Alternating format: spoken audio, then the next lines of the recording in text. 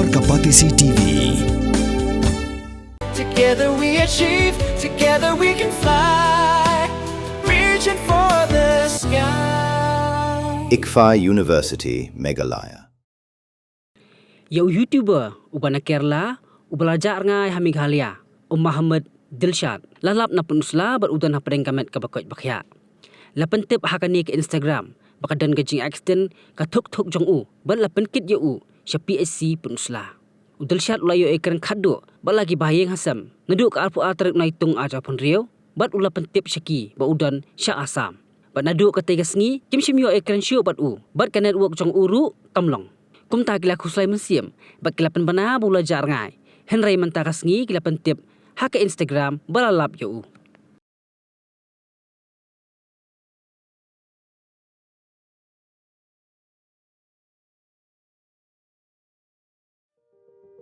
Bernihat ne bernihat wat karukom thoru kalaya pher ka bernihat ba tho du wai ka don ha Meghalaya Henry ka bernihat ba tho du yupat ka don ha Assam ka we ka nong ba Henry la phya aliang du pu du sam chunki jilla house name ar prasau ka kai phot ka pirthei ka lapni ka kirteng ka bernihat ha kamat e Henry ka khubo ka jingsha bonsin la klet bat omshim la ban pin pau nama email de la slam de la don hi jaga sanpo kumbangi kinong song iti bi ba ka berni ka hap lang bat ka border Assam hindi ban ong ba kal air ka one way tang na Assam ye tang na Meghalaya kalong hap reng mo ba hap lang ka Meghalaya bat ka Assam border ki karkhana badon hakani ka nong ba ru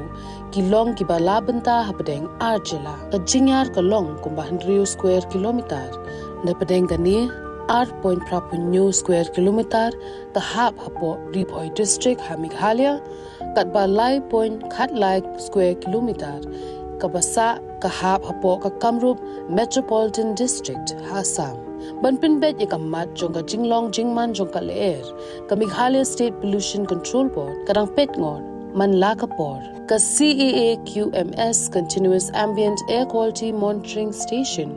bat ka manual monitoring station ki pet patho ya ka jinglong jingman jokal air klem sange kadero kabajan bahabat ka border Assam tanglai 100 kilometer ni don ber ka border Assam